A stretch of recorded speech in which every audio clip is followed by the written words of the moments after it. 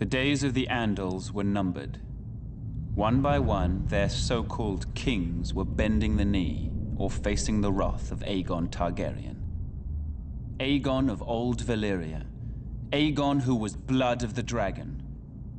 After defeating the Iron Men at Harrenhal and slaying the last of the Storm Kings, Aegon and his sisters, Rhaenys and Visenya, set their sights on other prizes. The gold mines of the Rock and the fertile lands of the Reach.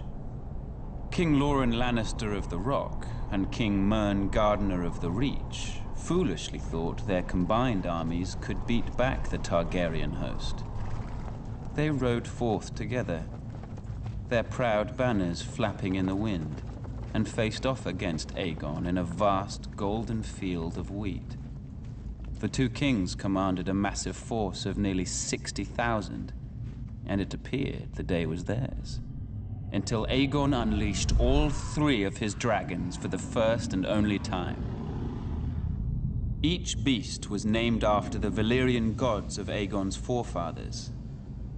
Visenya rode Vhagar, whose fiery breath could melt armor. Rhaenys rode Meraxes, whose jaws were big enough to swallow a horse whole.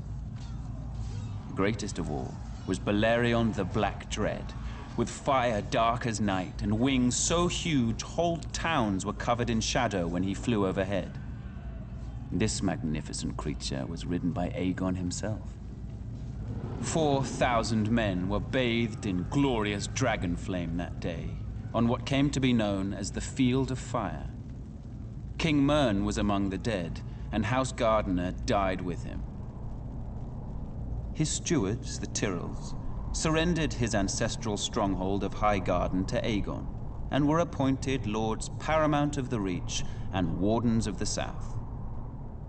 When Loren Lannister witnessed Mern's fate, he wisely bent the knee. Aegon spared Loren's life, and the Lannisters were made Lords Paramount of the Westerlands and Wardens of the West.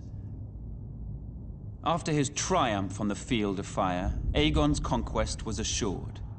In a short time, the so-called Seven Kingdoms were melted down in the heat of the dragon's flame and transformed into a single realm.